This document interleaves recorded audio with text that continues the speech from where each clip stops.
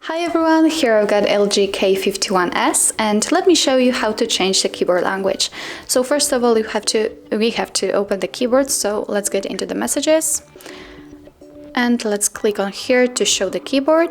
And here you have to choose the settings and choose the first option, languages. As you can see, we've got English applied. So now let's add a keyboard. And here there is a full list of available languages. There are a lot of them. So let me choose, for example, Arabic.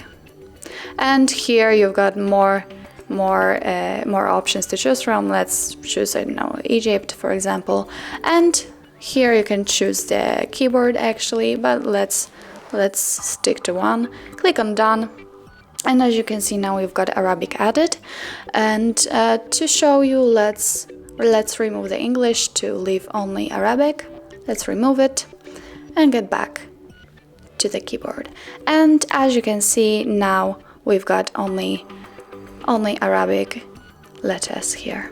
And to get back to English, simply click on the settings, to the languages, add keyboard, and click on English. And done. We can remove Arabic. And we go back to our normal keyboard.